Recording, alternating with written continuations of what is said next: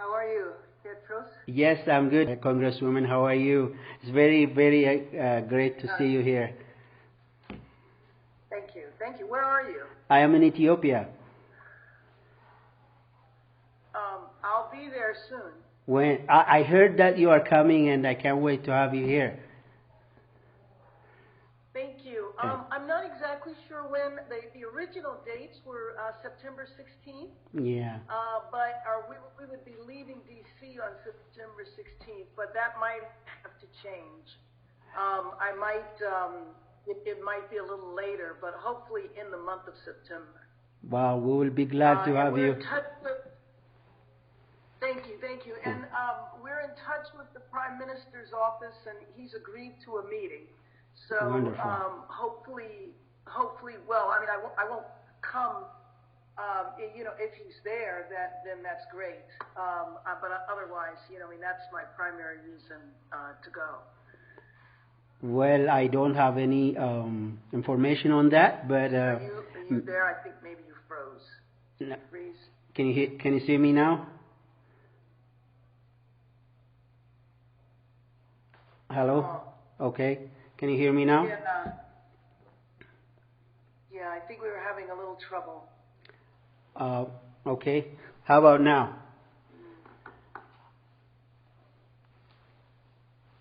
Okay, good. Okay. So I don't have any information about the Prime Minister's situation, but make sure you get in touch when you're here, and I'll make sure you have a good time regarding the entertainment part, but the discussion and everything. I'm just here as a concerned Ethiopian to share some words with you. Okay. All right. That's good. Okay. Have you ever been? What would you like to do? Would you like to start, or you want to wait for Babu, or what would you like? Oh, okay. Oh, good. Yes, Babu. How are you? Good. I'm happy that y'all gonna get a chance to talk a little bit. Yeah, thank you very much. Thank you very much for making this happen, Babu. All right. And Asanto, of course. And Asanto, I think I need to get a light. We're in the dark here. Yes. It doesn't look that bad. Oh yeah, that's better. Okay. Yeah. That looks good. That looks good now. Madam Congresswoman, I would kindly ask you to bear with me. This is my first international meeting. So I have prepared some speech, so I would really like your attention. Okay, and let me prepare to take some notes. Okay. Okay, go ahead. Okay. I'm ready. Can you hear me now? Yes. Okay. As you may very well know, Africa is the richest in the whole wide world in its natural resources, and the poorest in this same world economically. So ironic, isn't it? The reason for this, in my view, is the fact that we have never been challenged enough as the Westerners did by Mother Nature. Whatever the reason for us not to use our own resources to our economic development to date is, it has to end now. And Africa needs to stop depending on Western aid for its prosperity. For Africa to start using its own resources towards its growth, what we need the most is visionary, knowledgeable, uncorrupt leaders who love their country more than themselves in each African state. When an African country finds that visionary and uncorrupt leader, we'll stop being called shitholes. When Africans start being led by knowledgeable, confident leaders, Westerners will stop discussing how to blow up our dams and start discussing about issues that matter the most. When the day comes for Africa to find the visionary, loving, and again uncorrupt leader that prioritizes African unity instead of ethnic division, that day Africa will begin shining with its own diamonds. That very day, Africa will wake up to use its own energy resources. That day, Africa will stop taking aid and start working with its unified citizens that can create miracles with more than 1 billion souls and minds combined towards unstoppable prosperity. Madam Congresswoman, that being said, I would now go to the very reason for us to have this conversation today. Motherland Ethiopia. I'm sure you know that Ethiopia is a country of the oldest civilization in Africa and one of the few in the world with more than 3,000 years of history.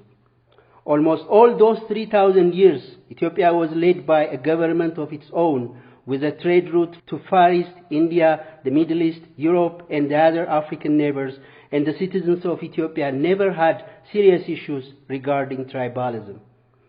All the tribes in Ethiopia are known to have been married to each other and raised mixed tribe children.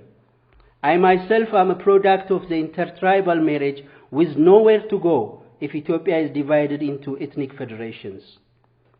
The first Ethiopian problem that presented the dangers of separatism began in the 18th century with the leadership of Ras Sahul Mikhail, who came from the very Tigray region and reigned in Gondar in the mid-18th century.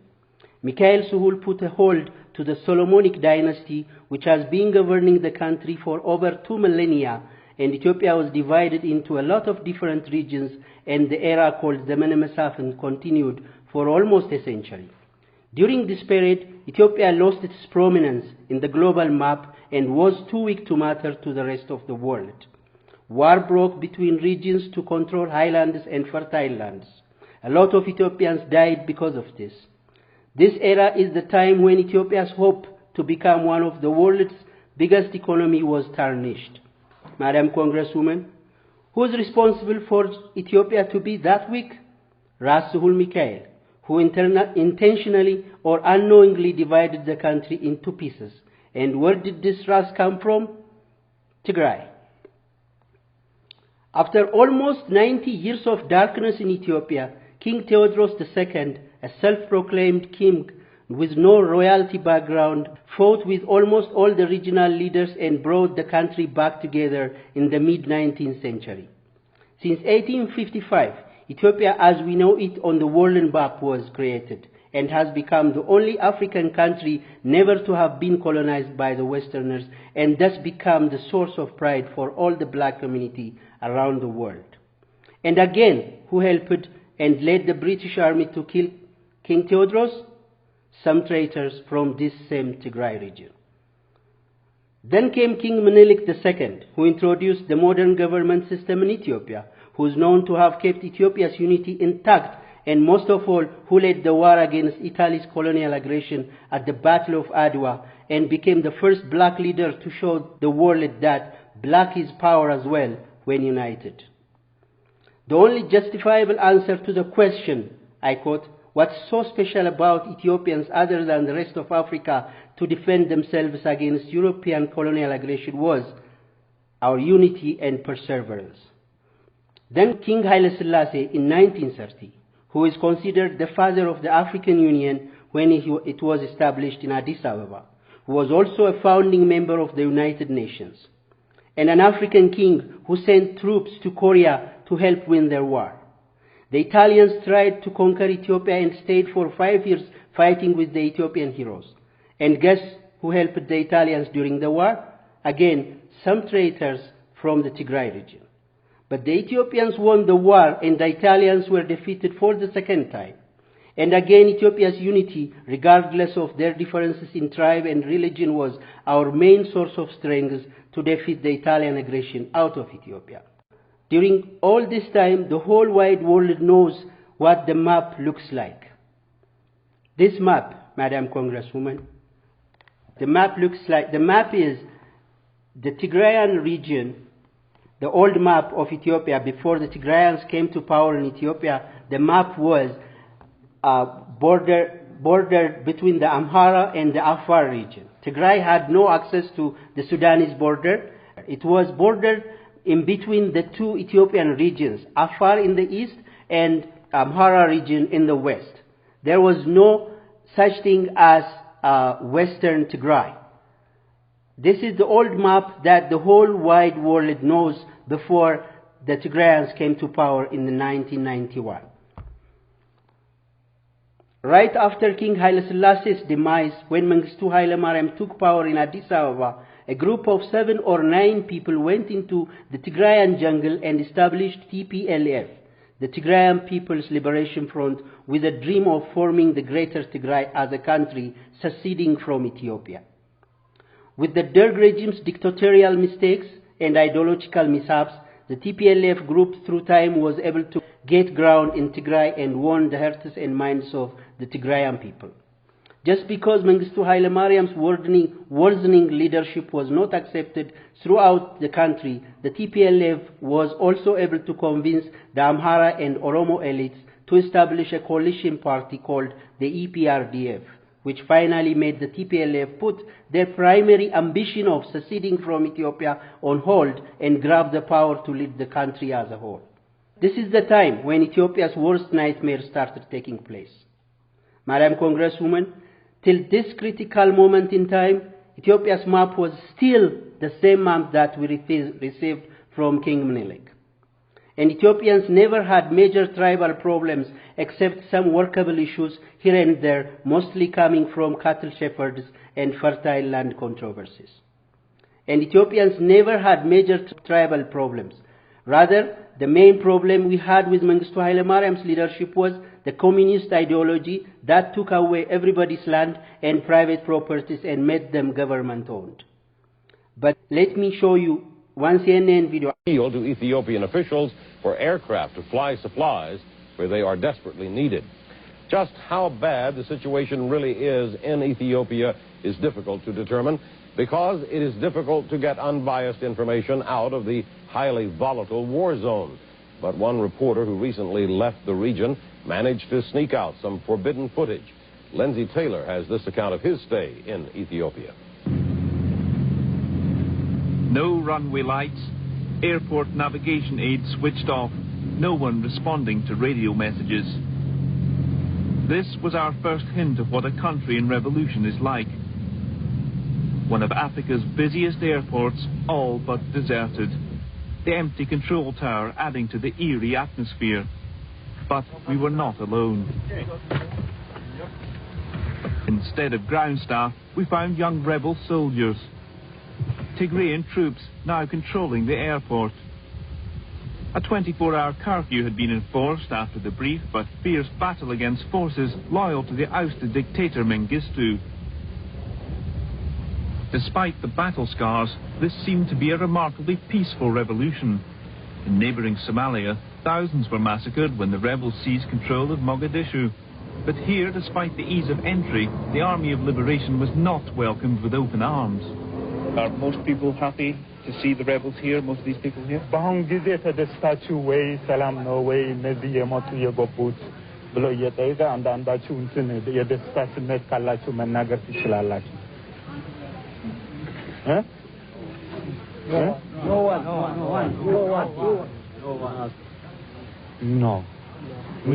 absolutely no. We are in prison. We are no democracy. We are under the gun. However much their hatred of Mengistu, many people in the capital, the EPRDF, made up of mainly Tigrayan soldiers from the north, was like an occupying army. After the EPRDF, the first thing the EPRDF did as soon as they grabbed the political power was divide the country into 11 ethnic-based geographical locations and change the name of the provinces to their respective tribal names. With this newly introduced map, the TPLF took land that did not originally belong to them and which still is the source of the clash between the Amhara and the Tigray states. This is the new map. This here is Tigray. This is the Amhara region. This here is Tigray. And this is the Amhara region. And this is Djibouti. So this is the old map that we used to have before. This is Tigray. This is Wollo, the Amhara region. And this is Gondar, the Amhara region. And this is Tigray. And this is Eritrea here. So this land here belonged to the Amhara region. So as soon as they took power... I see it. As soon as they took power, so they came up with this map. You can hear me. Yes. Very.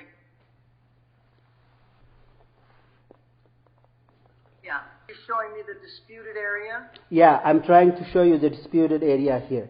This is an access to the Sudanese border. Right. The Tigrayan region didn't have an access to the Sudanese border. This is a very fertile land which belonged to the Amhara region. But when they took power, because there was no resistance, because all the parties, everybody is poor and had no weapon, because the TPLF was the leaders of the rebel, they took, without any resistance, they took this land and had access to the Sudanese border. Now,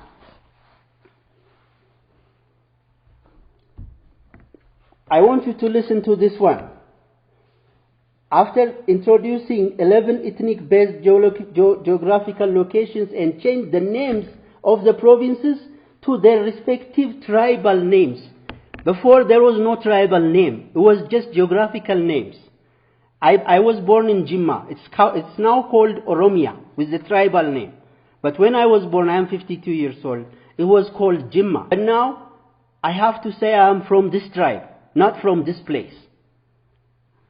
So this is not the only thing they did.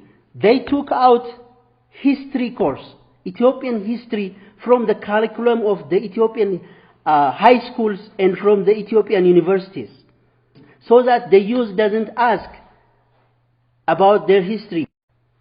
Dear Madam Congress, during the last 27 years of EPRDF's leadership in Ethiopia under Meles Zenawi, not a year passed without a protest against the EPRDF. Here in Ethiopia and in every state in America, every single month there has been a protest against Meles Zenawi's dictatorship. But America never gave any attention to any of the protests happening during those times. More than 20,000 people were blacklisted not to ever return to their country just because they protested against politics. Thousands of people were killed, tortured, or disappeared for standing against TPLF's separatism ideology. To your surprise, my friends, I can be corrected on this, but I have never heard the EPRDF leaders mention the name Ethiopia during their 27 years of leading the country. Never in history, never in the 27 years, be it Meles Zenawi, be it Haile Mariam, be it the other leaders, never mentioned in the media the name Ethiopia. Simply put, TPLF can be registered on the Guinness Book of Records for being the only government in the world who were able to hypnotize an entire country for 27 years to its disaster. After 27 years, Ethiopians couldn't take it anymore, and demonstrations of protests erupted in every region all over Ethiopia. Gondar, Oromia, every state. After 27 years, Ethiopians couldn't take it anymore, and demonstrations of protests erupted in every region all over Ethiopia. The TPLF killed as many as they could, but could not stop the demonstrations and could not threaten the angry youth by their killings. The then Prime Minister Haile Mariam became the first in African history to resign from serving as a puppet Prime Minister to the TPLF group. The TPLF was forced to leave power after 27 years of looting the country to its core. And the current Prime Minister Abiy Ahmed came to power with a promise to bring the country together and also a promise to make peace with Eritrea. This was how he was accepted by the whole nation. For the first time in 50 years, happy about their leader. But the TPL forces knew their time has come to take it to the north and started working towards their hidden agenda of secession. Unusually in Africa, the new Prime Minister allowed the TPLF members to take whatever they looted and live peacefully in Mekelle, the capital city of the Tigray region. Their hunger for power wouldn't let go. They started using the money they looted to buy greedy messengers within different states of Ethiopia and funded extremists to kill their own races brutally. The new Ethiopian government literally begged the TPLF forces to stop their evil deeds to an elephant's ear. And the TPLF forces attacked the military base with more than 75% of the nation's weaponry and vowed to wage war against Ethiopia. The Ethiopian Defense Force retaliated, took over the weapons, and the Amhara militia took back the land that has been taken by force from it 30 years ago. Madam Congresswoman, this is what the war looks like with all its background. The Ethiopian National Defense Force has won the war at the battlefront, but it was defeated with the diplomatic war and the propaganda. Diplomacy in America is all about lobbyists, connection, and nepotism. The new Ethiopian government didn't get enough time to work on all these fields before the war took its full course. It looks like the American government is sympathizing with the TPLF forces who have been declared terrorists by the Ethiopian parliament. But I tell you now that helping the TPLF means destabilizing the whole of Africa. Let me show you their ambitious map so that you understand where they are heading. This is the TPLF's new map. It starts from the Gambela region, takes over all the Great Renaissance Dam area, stretches to the Eritrean port of Assab. This is their ambitious map that they want to build after seceding from Ethiopia. So you're saying you want to succeed. And so when I look at the map, because it's hard to see. I'll send all the maps through the email. But is what I'm seeing on this side, okay, because I don't know if it's your left or your right. Yeah. Is that to carve territory in the middle of Ethiopia so that Ethiopia would be kind of like Gaza and the West Bank? Exactly. Disconnected? Is that what? Exactly. They take their existing Tigrayan land, they stretch in the west of Ethiopia, they stretch to the region of Gambela and Benshangul Gumuz, where the Great Renaissance Dam is being built at, and they also take. So on this side of what you're showing me is currently Ethiopia. I'm not looking at the border of Sudan. It's only because the picture is so small I can't. Yeah. I can see the green, of course. I just can't tell what's on either side. This side here is the port of Sudan. Yeah. So that's Sudan? This side here is the port of Sudan. Here. Not the port, this is the border of Sudan. And this side here is the port of Assab in Eritrea. So their ambition is to build this greater Tigray, seceding from Ethiopia, expanding to Eritrea, and taking some land from Sudan as well. So if these guys succeed in seceding from Ethiopia, we are not going to have a stable Horn of Africa. That's my worry. The war will not stop within Ethiopia. The war will extend further to Eritrea, Djibouti, and on the west, Sudan. This is what I fear that will be happening. And I am afraid that we are going to not only lose Ethiopia, but Eritrea, Djibouti, and we will never be having peace in this Horn of Africa. So, if you want a strong nation in the Horn of Africa, Madam Congresswoman, please stand with Ethiopia. If America wants Ethiopia destabilized and the Horn of Africa to be an incubating ground for terrorists, I don't know this is going to happen, but it looks like America is sympathizing with TPLF. If you are confused whom to trust, just take your hands off Ethiopia. Tell America to take her hands off Ethiopia and let us solve our problems the way we can. But please, I beg you, in the name of the 100 million Ethiopians, to take America's hands off Ethiopia. We do not want to be another Libya, Afghanistan, Yemen, Iraq, the list goes on. Thank you for listening. Thank you Babu and Asantwa for making this happen, and thank you Madam Congresswoman for listening to me. I'm ready to answer any questions if you have some.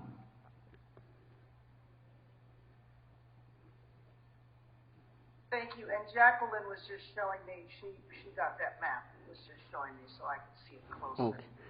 Just put older map, older Ethiopian map. You'll get the old Ethiopian maps, and type the Greater Tigray map. You'll get it on the map, Google Maps, and type the new Ethiopian map.